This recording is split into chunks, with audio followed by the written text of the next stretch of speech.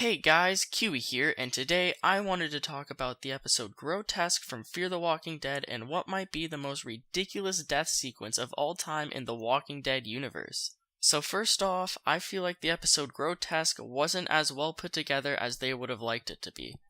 I've seen quite a lot of mixed reviews from fans, and it's pretty clear that at least half of the people who watched it hated it, and most of the other half of people who liked it were most likely casual viewers who didn't have many expectations.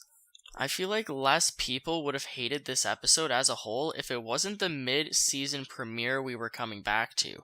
Correct me if I'm wrong, but a decent majority of people are just pissed at the episode because of the sole fact of it being a bottle episode. Now, I'm not particularly a fan of bottle episodes, but I've learned to tolerate them and take what I can get. Some bottle episodes are just blatant filler, but other bottle episodes can actually be really interesting and well done, and I honestly appreciate a good majority of them, but they have to be done right in order for me to love them. That's the thing. I came into the episode pretty much expecting a bottle episode of Nick, especially considering all the trailers, which honestly would have been completely fine with me if they would have just added some more meaningful action. The trailers implied way more action for this episode than what we actually got, especially when it comes to those Sunglass Raiders. I cannot tell you how badly their deaths made me cringe. I can tell that the show creators needed more action in the episode and they wanted something shocking, so they threw it in there and it turned out completely ridiculous. It's completely absurd that one of them would even get out of the vehicle and approach the zombies with only a pistol. Along with the fact that they weren't just standing outside of their vehicle, they continuously kept walking towards and approaching the zombies just because they were impatient and wanted a better shot.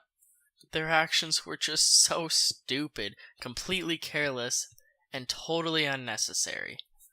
The Raiders seemed so overly confident about killing zombies, and for no other reason than pure enjoyment. These guys are possibly some of the biggest idiots we have ever seen in the Walking Dead universe. Chris Hardwick was even poking fun at it on Talking Dead, and all that executive producer Dave Erickson could say in response was, "My excuse is, he was scared."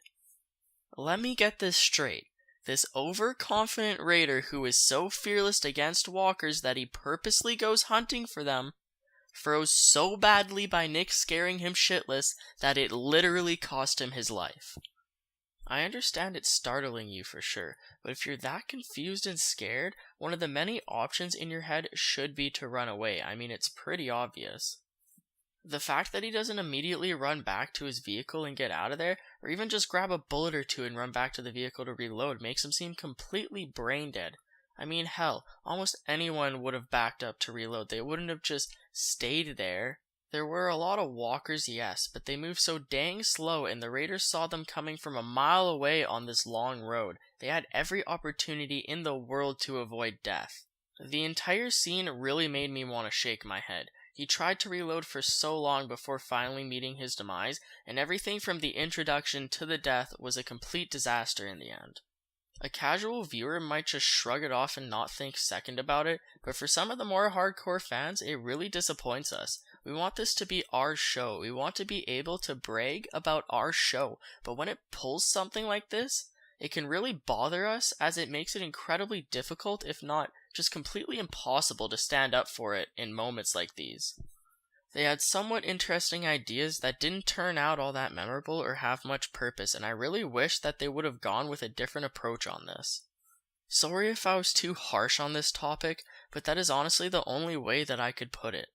As far as the rest of the episode goes, it seemed to just be filled with vague setup and foreshadowing for Nick's character. If you want a more detailed explanation in response to that, I have another video focusing more on Nick's past and his future possible character arc if anyone's interested. For now, I'll just say that I hope his character arc ends with a big payoff for the viewers. How did you guys react to this episode? I'd like to know how you felt going in, coming out of it, and what your opinions are. Are they positive? Are they negative? How negative are they? I'd love to hear your thoughts. And as always, thank you so much for watching. And until next time, I will talk to you guys later. Peace out.